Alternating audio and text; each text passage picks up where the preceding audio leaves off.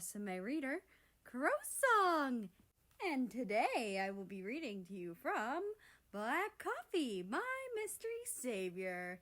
Now, on to Act 2, Chapter 38.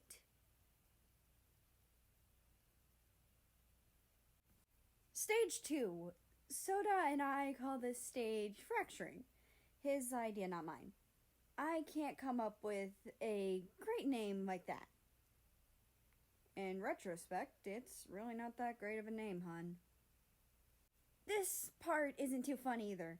It's not as painful as the first one. Everyone has people they used to be, right? Russia snickered at a little doodle of America's 2 old flags and one of Australia's flags doing that Spider-Man meme underneath the writing. Wait a second, was that even around when this was written? Boy, where is the comma? In this stage, you black out, pass out, sleep, and dream about the things you used to do. It's kinda just bits and bobs of stuff you kinda sorta remember, but not really, and some new stuff. We, me and Emmy, call this fracturing. Obviously, it's you in America, dumbass. Does anyone else even have this? 'Cause it kind of feels like you're splitting into different people, and you don't know if you're you or the past you person. Could have said past self, but whatever, past may. This stage involves really real feeling dreams, like so real you can feel everything. Flashbacks, I guess? That can technically just be roped in with the dreams. And very, very rarely, visions of the future. Get makes it sound like a privilege. The person I get to be most is someone called Eureka? Or Eureka Stockade. That's what everyone calls me in the dreams, at least. When I'm her, I'm in, really smelly and dirty clothes. And sometimes there's even shiny things like gold. But not usually. Usually, I'm fighting bad people. People that want to hurt my friends. Oh, and people who put my flag up everywhere. It's really cool. It was a sign of war between police and civilians. What's cool about that? Oh, so now you put in a comma. Anyway, I'm gonna stop writing 'cause it's dinner time. And I'm hungry. Mom says we're having bangers and mash. Russia chuckled, shaking his head. He could hardly believe that these childish words were written by the same mature country sleeping on the couch downstairs. Actually, no, he could totally believe it. But despite finding the obvious presence of the naive girl Australia used to be persisting into her adult life amusing, Russia realized something that made him frown.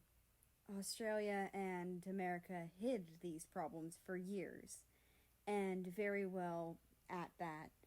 So that begs the question, what else were they hiding? We have a problem. Can this problem be solved by shooting? Well, no. Can this problem be solved by talking? Yes, exactly. Then I can't help you. Torres straight pouted, slumping her shoulders. Why not? Morningstar shrugged, taking a sip of her tea. I don't know how to talk to people. I'm just good at being annoying.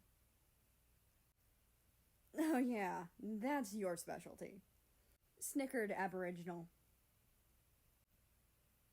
Morningstar grinned, pointing finger guns at her. You know it, girl. Will you two please take this seriously? Tori snapped, a look of surprise flashing across her features at her own harsh words. Aboriginal frowned, going over to Tori and wrapping her in a hug, tucking her head under her chin. You okay, Adori? Apparently that is Aboriginal for sweet. No, Tori sighed. I'm worried about America. Morning raised an eyebrow. Why? You're not his guardian. Well, someone has to be, Tori hissed at her. Hey. Abby hushed softly, stroking Tori's straight hair to calm her down. What's got you so worked up? Tori looked up at her, resting her chin on Abby's red chest and frowning. America's eyes. This again? Morning groaned, putting her tea down on America's forehead. She was sitting on his stomach because Aboriginal had asked her if she could touch him despite his eyes persisting. She can. And standing up to go over to the two. Tori, please, it's nothing to worry about. Australia's eyes didn't turn white for a while as well, right? That was for a single day, Morning. America's been stuck for a week.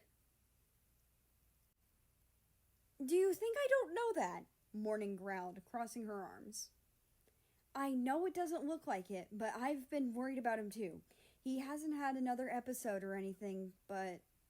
Morningstar huffed, her gaze straying over to the sleeping siblings on the couch. The guardians could talk while they were awake, but it was rather disorienting for the countries and not recommended. When her eyeline returned to the others, she rubbed her temples when she thought about last night. When he vomited, there was black as well. Clearly Kultura. His body seems to still be rejecting my presence. Aboriginal and Torres straight paled, looking at each other. We need to tell the boss about this, Abby warned. This is too big to ignore. It's never happened before. And what would we tell her, huh, Abby? Morning laughed bitterly. Oh, hey, boss. Morningstar accidentally fucked up, apparently appearing too early, and now America's broken forever. Well, not that exactly, Abby mumbled. We need to tell her these things, Morning, Tori pestered, stomping on the ground with one foot gently and pulling away slightly from Aboriginal. How else will we solve this problem? You mean I need to tell her these things? Morning narrowed her eyes.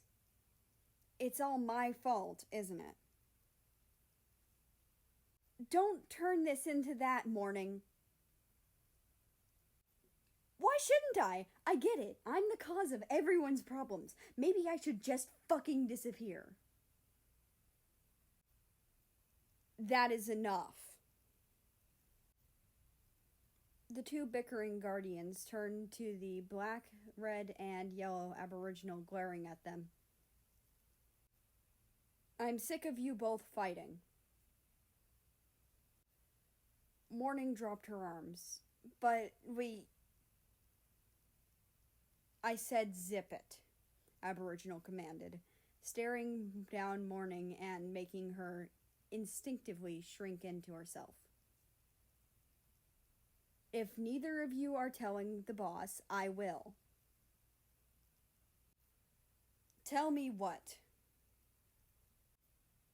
The three guardians froze in their places, turning slowly to face their leader, the country who started it all, the one who had planned everything from the beginning, Every wind blown through the trees, every tiny morsel that skittered across the ground, every rise and fall of the nations, and every individual heartbeat.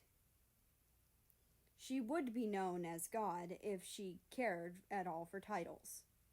She tilted her head and frowned, the emotion not quite suiting her usually cheerful eyes and causing wrinkles along her sky blue skin.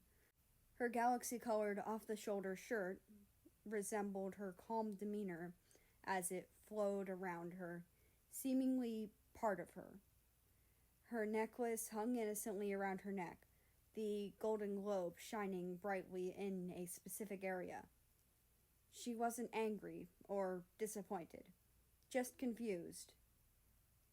Morning groaned, face-palming, as the two guardians in front of her gaped in awe of their leader.